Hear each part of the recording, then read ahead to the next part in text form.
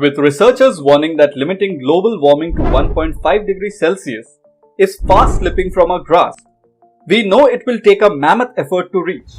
But the scale of emission reductions required is actually something we have already achieved before, quite recently and rather by accident.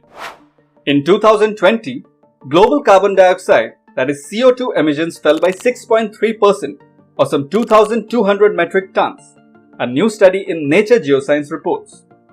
That reduction is the largest absolute annual decline in emissions, larger than the emissions decrease of the 2009 financial crisis, wherein it was 380 metric tons of carbon dioxide, and even larger than the decrease reconstructed at the end of World War II, wherein it was 814 metric tons of carbon dioxide. Tsinghua University Earth system scientist Zhu Liu and colleagues wrote in their paper. Of course, we all know that was due to the massive disruption to our economies and way of life brought by the deadly and ongoing COVID-19 pandemic, not something we want to repeat.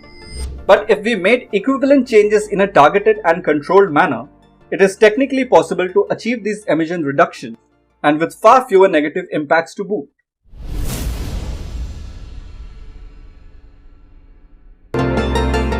For instance, the researchers found the biggest single factor in reducing emissions, accounting for almost a third of the drop, was the massive decrease in ground transport, that is cars and trucks. If instead of stopping a lot of this transport, we switched to powering it with renewable energy, we could achieve sizable cuts without the crippling consequences. It's not just individuals doing their part to reduce how much they travel. Those sort of things are not the solutions. We need a planned transition across society to implement the changes that are needed. It would be a Herculean effort, but the benefits would be massive. Limiting warming to 1.5 degrees Celsius would reduce risks to humans by around 40% compared to a 2 degrees Celsius scenario, and up to 85% compared to a 3.66 degrees Celsius scenario, found another study also published this week in Climatic Change. University of East Anglia environmental scientist Rachel Warren and colleagues used 21 types of climate models to consider water scarcity, heat stress, diseases, flooding, drought, and economic impacts. They concluded hundreds of millions of additional people will be exposed to severe drought with each level of warming. But sticking to 1.5 degrees Celsius could reduce global economic impacts by 20% compared to a 2 degrees Celsius future, and even reduce the number of people exposed to malaria and dengue fever by 10%. Since the lockdowns, carbon dioxide emissions have returned to 2019 levels, Liu and team report.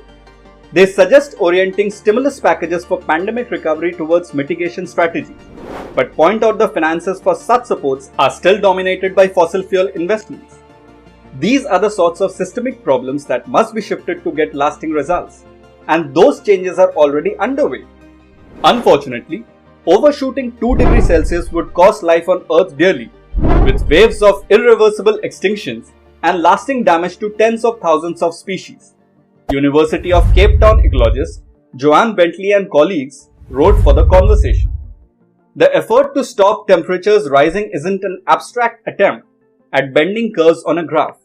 It's a fight for a livable planet. Even if the 1.5 degrees Celsius target slips away, every fraction of a degree of warming matters. The 1.5 degrees Celsius goal was always just meant to provide something tangible to aim for. It's not a magic scientific number. If we end up at 1.6 degrees Celsius, that's better than 1.7 degrees Celsius. If we end up at 1.7 degrees Celsius, that's a lot better than 2 degrees Celsius. If we end up at 2 degrees Celsius, that's a lot better at where we were heading 20 years ago, which was 5 degrees Celsius. Climate scientist Catherine Hayhoe from Texas Tech University told New Scientist, "Every bit of warming matters, every year matters, every choice matters, every action matters." If you enjoyed this video, please like and subscribe to my channel. This is the fuel for me to make such informative content like this. Thank you for watching.